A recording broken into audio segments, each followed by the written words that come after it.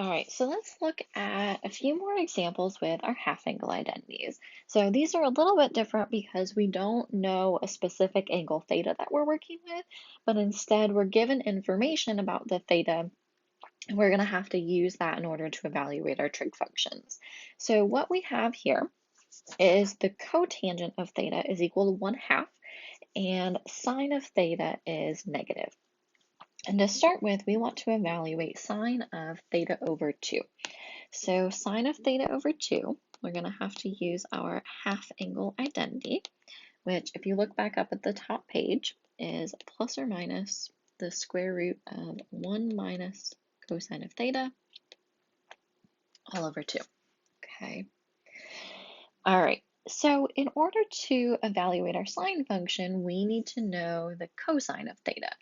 And the only way to figure that out, given the information that we have, is to draw a triangle. So that is going to be our step 1, draw a triangle. Okay.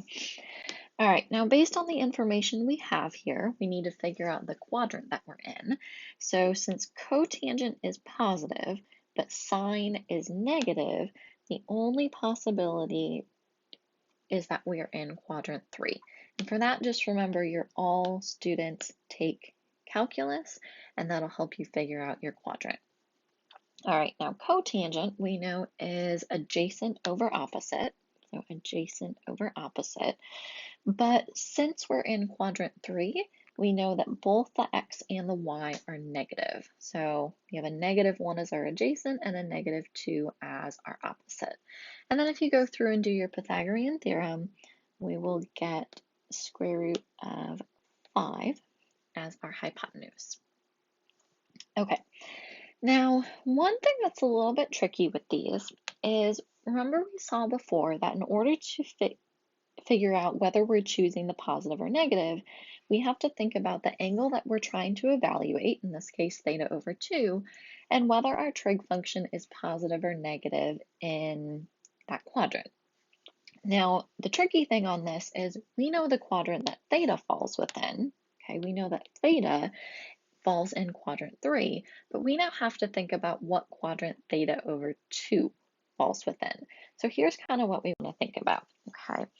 If theta is in quadrant 3, that means theta is between pi and 3 pi over 2. Okay.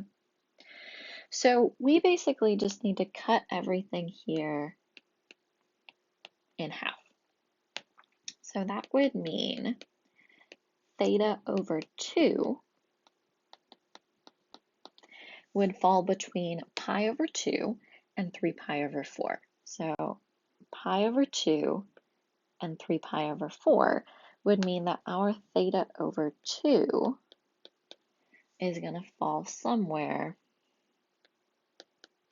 in quadrant 2. Okay, now we don't know exactly what that angle is, but it doesn't matter. All we needed to know was what quadrant it was in so that we could choose between the plus and the minus.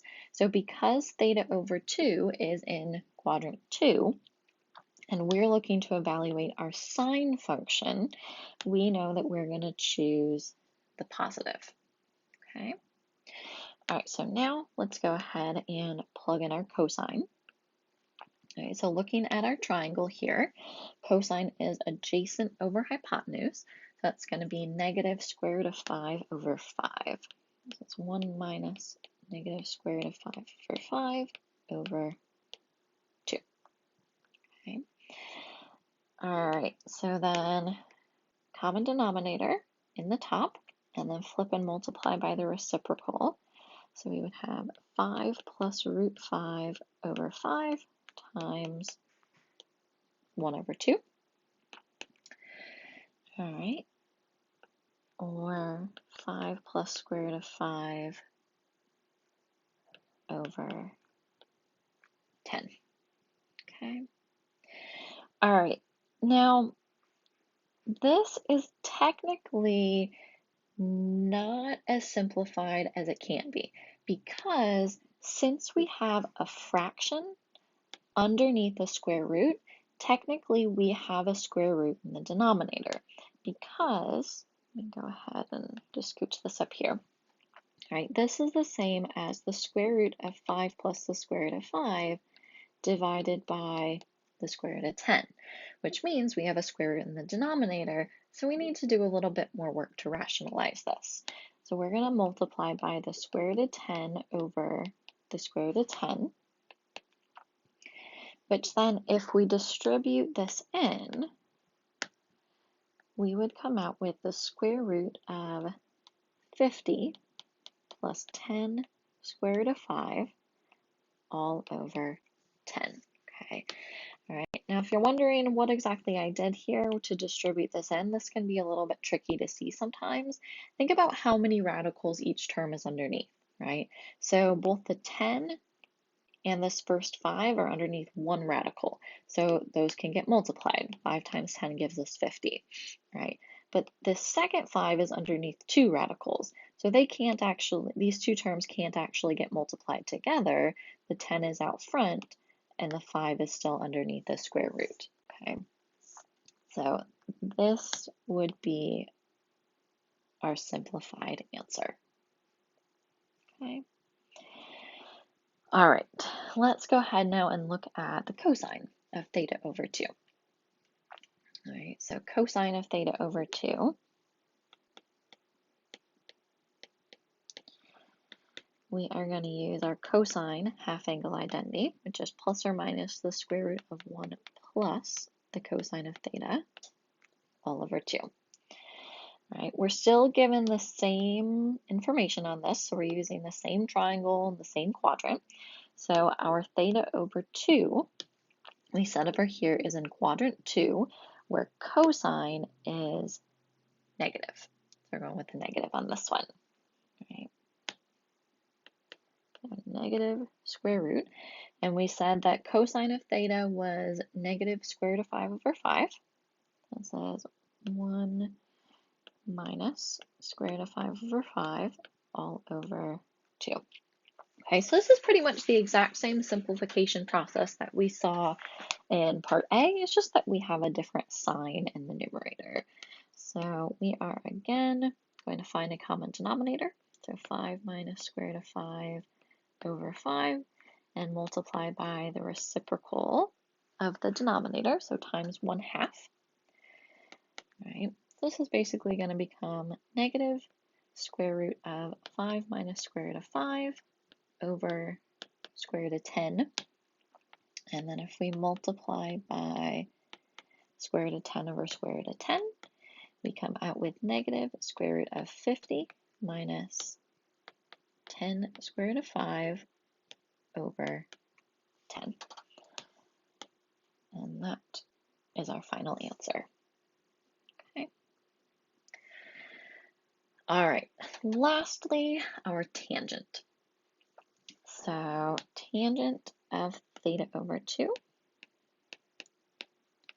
is equal to plus or minus the square root of 1 minus cosine theta divided by 1 plus cosine theta. Okay, so that's our half-angle identity for tangent.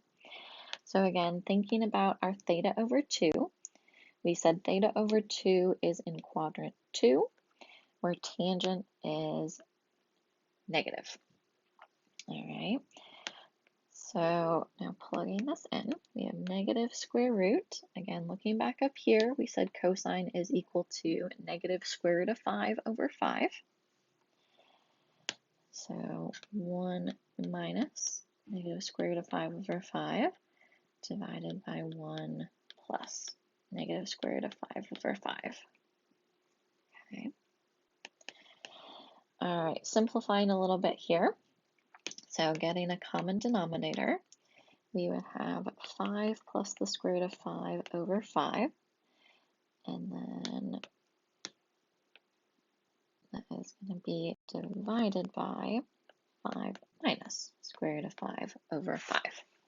Okay.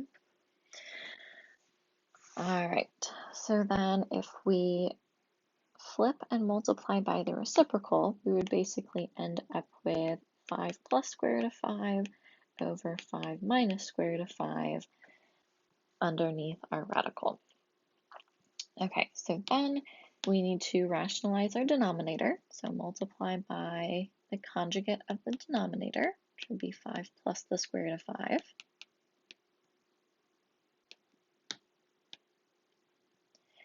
Okay.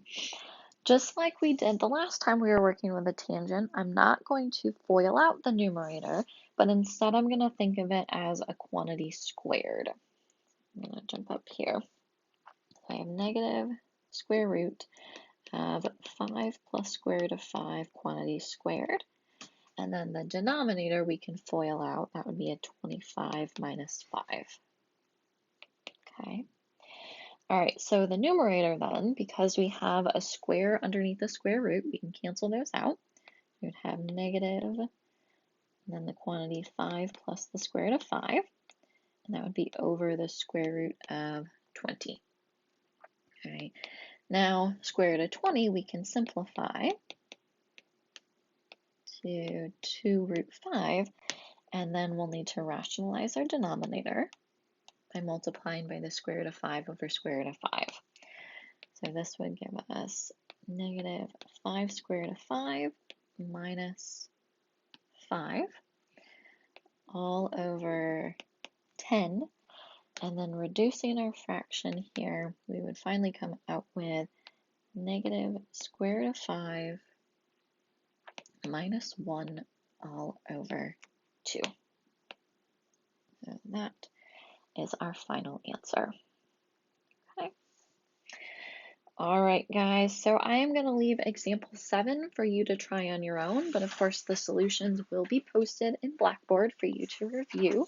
If you have any questions on anything, feel free to send me an email, but you should be ready now to start working on the homework for these half-angle identities.